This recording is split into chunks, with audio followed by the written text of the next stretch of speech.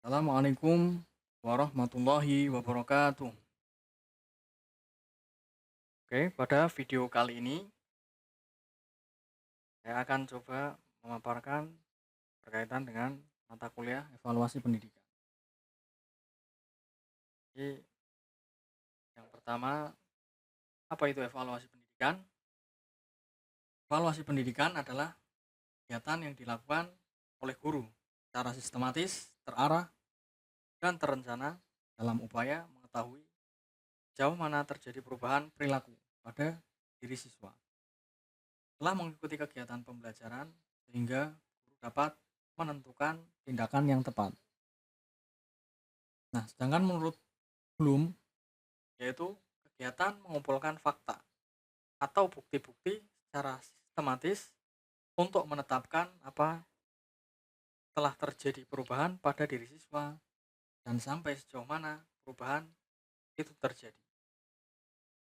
Nah, kemudian tujuannya. Tujuannya untuk mengetahui gambaran kondisi siswa dalam pembelajaran serta memberikan umpan balik bagi guru berdasarkan kegiatan evaluasi ini. Kedua, pada hakikatnya, evaluasi pendidikan bertujuan menciptakan generasi yang baik, juga memperluas pengetahuan, dan untuk mengembangkan kemampuan diri manusia. Nah, evaluasi di sini karena pembelajaran saat ini menggunakan sistem daring ya, baik full maupun blended learning, ini ada bagan atau skema. Ada tahapan, kemudian balikan atau umpan balik. Tahapan-tahapannya ada analisis, rancangan, kemudian evaluasi. Pada analisis, yang pertama dilakukan adalah analisis kebutuhan pemecahan masalah. Nah, kita analisis misalnya kebutuhan pemecahan dari masalah apa yang terjadi pada sistem atau model pembelajaran. Nah, kemudian yang kedua adalah identifikasi sumber belajar dan kendala. Kita identifikasikan sumber belajarnya dari mana, apakah dari e-book, apakah dari video tutorial baik di YouTube maupun media-media lainnya. Nah, kemudian yang ketiga adalah identifikasi karakteristik pelajar. Kita harus tahu mereka lebih suka live streaming secara langsung ataukah lebih suka membaca file PowerPoint atau file Word yang penuh dengan gambar dan informasi, atau lebih suka melihat tayangan pada media sosial seperti YouTube ataupun media-media lainnya. Nah, tahapan yang kedua yaitu rancangan. Yang pertama adalah menetapkan tujuan pembelajaran. Jadi harus ditentukan dulu tujuan pembelajarannya apa sih. Misalnya tujuannya agar nantinya para siswa ini mampu misalnya membuat desain prototipe sebuah produk ataupun mampu menciptakan kemasan sebuah produk. Jadi kita tetapkan tujuannya. Nah, selanjutnya kita pilih dan tetapkan strategi pembelajarannya. Kita organisasikan, misalnya tugasnya kita buat tugas individu ataupun tugas, dan kita sampaikan. Selanjutnya adalah untuk pengelolaan. Kelola sebaik mungkin agar hasilnya nanti bisa. Nah, langkah selanjutnya adalah mengembangkan sumber belajar. Sumber belajarnya kalau bisa ditambahkan. Makin kreatif, makin menarik, dan menumbuhkan minat siswa untuk belajar. Nah, yang terakhir adalah evaluasi. Tahapan-tahapannya melalui coba dan setelah uji coba, mungkin di situ bisa kita lihat ada kekurangan atau kelebihan. Nah, pada kekurangan ini nanti kita lakukan revisi, lakukan perbaikan-perbaikan agar agar tujuan tadi yang kita tetapkan di awal itu dapat tercapai. Nah, terakhir adalah prototipe rancangan pembelajaran basis blended learning. Nah, kemudian selanjutnya ini ada buah grafik ya, dan apa namanya, hubungan antara content learning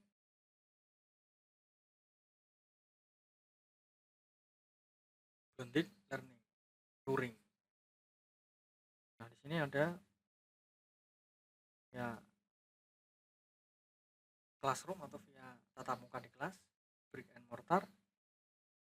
Poin-poinnya di sini adalah dilakukan secara langsung, face to face, tatap muka di dalam kelas. Biasanya berisi atau di dalamnya ini kegiatan yang berlangsung adalah konversasi atau percakapan.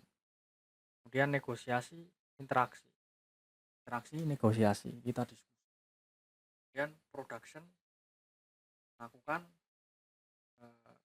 proses pembelajaran. Kemudian kolaborasi, berkolaborasi. Kemudian aplikasi atau penerapan.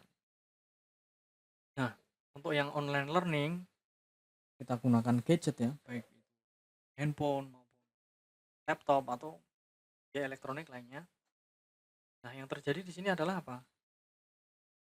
Yang pertama adalah self page secara individu. Kemampuan secara individu di sini diuji. Seberapa tangguh, seberapa mampu siswa atau pelajar untuk mengikuti instruksi pembelajaran yang disampaikan baik sinkronus maupun secara asinkronus. Nah, yang kedua adalah language skill. Otomatis di sini kemampuan berbahasa mereka diuji secara langsung, baik melalui tulisan maupun melalui video atau ungkapan secara langsung, tergantung daripada tadi misalnya tugas yang diberikan. Terus yang ketiga adalah authentic content. Nah, di sini untuk video otomatis mereka akan membuatnya secara lifetime atau dibuat masing-masing anak berbeda sesuai dengan apa yang sudah ia kerjakan. Di sini kontennya itu betul-betul otentik, karya mereka sendiri. Nah, kemudian selanjutnya ada practice and feedback, praktek dan umpan balik. Nah, misalnya kalau yang disampaikan adalah mata pelajaran yang menghasilkan sebuah produk, contohnya misalnya pada mata pelajaran PKK atau produk kreatif kewirausahaan, mereka akan dituntut untuk praktek juga, baik yang sederhana ataupun yang cukup rumit. Kemudian juga dituntut untuk memberikan feedback atau umpan balik, jawab pertanyaan-pertanyaan baik berupa kuis, pertanyaan langsung ataupun berupa soal-soal lainnya, misalnya. Nah, yang terakhir adalah progress monitoring atau progress monitoring ya. Nah, selanjutnya ini ada grafik selanjutnya mengenai student center blended learning. Blended learning atau pembelajaran gabungan antara tatap muka dan daring yang berpusat pada peserta didik atau bagian atas adalah teacher led instruction. Guru memberikan panduan instruksi pada siswa melalui media, baik secara sinkronus maupun secara asinkronus.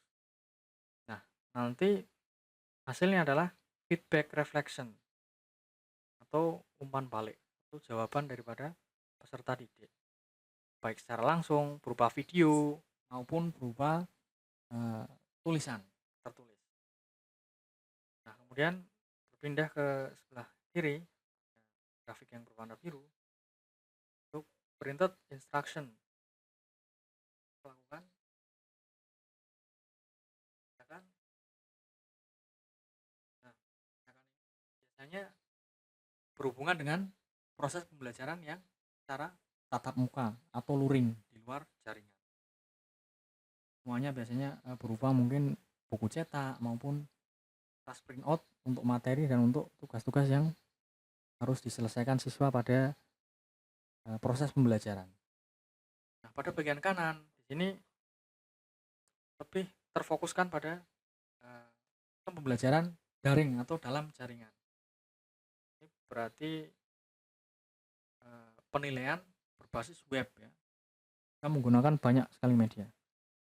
Yang paling simpel mungkin bisa menggunakan media Messenger, WhatsApp maupun Telegram. Kemudian ada juga Moodle mungkin ya, terus e-learning, Kuiper dan sebagainya. Banyak sekali alternatif yang bisa kita pilih. Nah, pada titik tengahnya yang kedua ini di sini adalah computer mediated instruction. Jadi instruksinya menggunakan media komputer yang berupa digital visual ya, audio visual melalui e-learning. Nah, di sini jenis-jenis pembelajaran di dalam blended learning atau proses pembelajaran campuran. Yang pertama ada synchronous online face-to-face meeting. Nah, synchronous ini adalah pertemuan langsung secara live. Biasanya bisa dilakukan melalui media Zoom meeting, mungkin juga Skype bisa, dan ada Google Meet atau aplikasi sejenis. Nah, di sini hubungan atau interaksi yang terjadi adalah biasanya perkenalan apa yang akan kita pelajari pada pembelajaran kali ini, terus kemudian explain, penerangan, terangkan materi-materinya di situ secara langsung oleh guru atau oleh dosen. Dan promote social interaction, mempromosikan secara sosial, jadi mengajak, memotivasi dan menghubungkan. Jadi menghubungkan, harus ada interaksi antara peserta didik dengan guru atau dosen yang memberikan materi. Present kemudian hadir secara bersama-sama melalui media tadi, misalnya Google Meet ataupun Zoom meeting. Nah, kemudian yang kedua adalah asynchronous online collaboration. Nah, pada asynchronous ini opsinya ada banyak.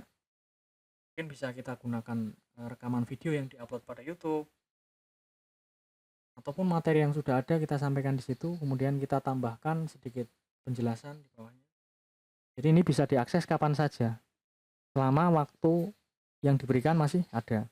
Berbeda dengan tadi yang sinkronus, asinkronus ini bisa diakses, misalnya materi dia upload pada hari ini, diakses besok, kalau waktunya masih diperbolehkan, masih bisa diakses. Tapi kalau pada sinkronus online face to face, itu nggak bisa. Misalnya waktunya cuma 1 jam pada hari Senin, maka hanya pada hari itu kita bisa mengikuti kegiatan pembelajaran. Dan selanjutnya adalah clarification. Nanti kaitan dengan siswa memberikan jawaban ya, baik secara langsung pada e-learning maupun media-media lainnya, atau bisa juga melalui video-video yang dibuat. Nah, ini juga berfungsi sebagai emotional support, jadi memberikan motivasi agar mereka tetap semangat pun tidak bertatap muka. Dan selanjutnya ada critical and conceptual thinking. Pada critical dan conceptual thinking, nah di sini poin-poinnya adalah agar mengarahkan siswa itu menjadi pribadi yang mampu berpikir secara rasional. Nah, kemudian arahan untuk pertanyaannya berisi tentang faktual dan konseptual yang menjadikan siswa itu padu dalam pengalaman belajar. Dan juga nanti ada pertanyaan inquiry. Nah, pada online asinkronus ini, critical dan conceptual thinking bisa juga dilakukan dengan membuat sebuah forum diskusi minimal 1 minggu 1 kali. Nah, di sini para siswa harus memberikan respon pada forum tersebut, juga mengomentari atau memberikan tanggapan terhadap komentar dari teman-temannya atau pelajar yang lainnya. Nah, jadi semuanya bisa berpadu. Nah, yang diharapkan daripada blended learning yang mengkombinasikan antara tatap muka atau luring dikombinasikan dengan daring yang memanfaatkan teknologi informasi. Baik, sekian pemaparan dari saya, kurang lebihnya mohon maaf. Assalamualaikum warahmatullahi wabarakatuh.